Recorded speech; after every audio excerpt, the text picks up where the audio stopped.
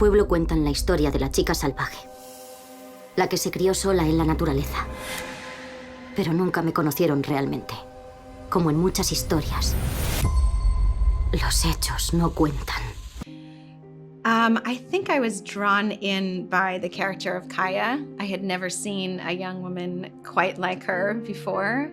I was fascinated by how she was so resourceful and resilient despite, the incredibly harsh conditions that she was living in, and that she was able to sort of, find her own strength and her own voice, in the face of the. So I think it was really Kaya's character that really drew me in. Yes. Yeah, one of the most beautiful parts of Delia's book and her writing is the way that she describes the landscape, and she describes the very unique way that Kaya looks at the world around her. And so for me, it was a story that needed to be told on the big screen to understand the scope of the marshlands and the swamps, and to really have that immersive experience of being in Kaya's world. So I was just so happy that, Sony was always intending for it to be a theatrical release. Yes, and I think that it's, I think audiences are craving these kinds of films. There's so many genres in this story. There's a murder mystery, it's suspenseful, there's, this epic romance. It's this it feels a bit timeless, and we just don't get enough of those kinds of movies in theaters these days. So I think that I hope audiences will share the same thirst that I do, to see these kinds of movies again. I think it is more about the companies that made the movie. I think it's a reflection of Reese Witherspoon's production company, Hello Sunshine, and their mission to tell more stories that center on women. And I think it's really a reflection of Elizabeth Gabler of 3000 Pictures. She read this book and wanted to turn it into a movie, and saw this character of Kaya as somebody worthy of screen time. And so I think it's a reflection of these incredible powerhouse women putting their faith in this story and believing that there's an audience for it. I mean, Reese is just so incredibly smart and so experienced. She's been doing this for a long time. So she was just an incredible resource to us, and always had, incredibly smart notes on everything from script to casting, to our edits. It was just invaluable to have her be a part of it.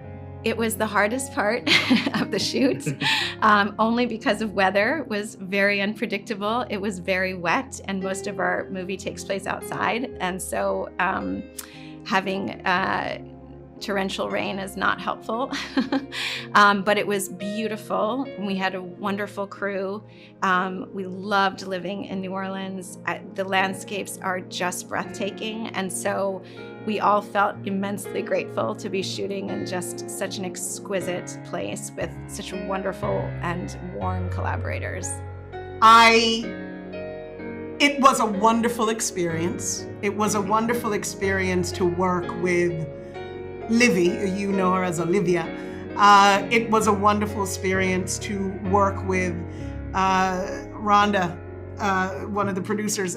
I have developed long-lasting relationships as a result. It was beautiful to be in an environment that was empowered by women.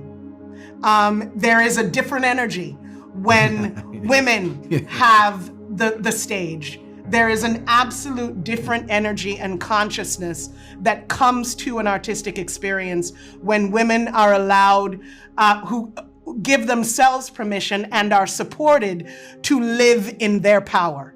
And then it was absolutely wonderful experiencing New Orleans, which has such a rich cultural history that to me added to the truth and the depth of the production. Lovely.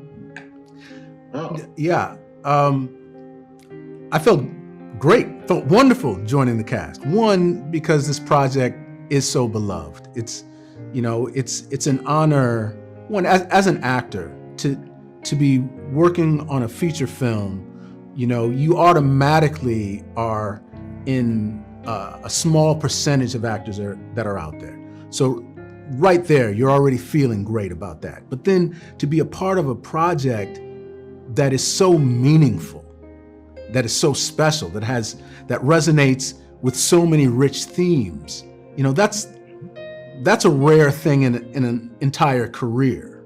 So automatically, you know, I felt very, very blessed to be a part of it, and happy to be working with such, you know, wonderful talents, you know, all the way around, you know. So it was a fantastic thing. Absolutely. You know, the book that was written, Delia, well, readers that I have experienced come away thinking, I mean, when this was brought to me, Mabel was described, Mabel and Jumpin, and the relationship between Kaya, Mabel and Jumpin, was described as Maya's parents. And that's the thing that drew me to it. Like, how does this work? And then, you know, I read the book and I understood. So yeah, I mean, in very many ways, Mabel and Jumpin represent Kaya's parents. That's who she learns life from. Yeah, absolutely. I think, you know, I think we're at a state with technology and storytelling technology, and how ubiquitous it is in every single aspect of our lives, from our phones to, you know, our computers to television to theaters, that there tends to be kind of a wash of stories. And so when you have so many, you need the stories that become the most important are the ones that have those most resonant themes that are seeking to say something about who we are, you know, as a people. And I think, you know, where the Crawdads sings does that. And so it's important that stories like that be in these biggest venues, you know, where it can get this kind of media attention, where you can get the most eyes on it. It's very important. Because it is the nuances, it is the intricate nuances of a person's development that the audience connects to. And that is when art changes lives. And that is what, to me, art is for. En el pueblo cuentan la historia de la chica salvaje, la que se crió sola en la naturaleza. Pero nunca me conocieron realmente, como en muchas historias. Los hechos no cuentan.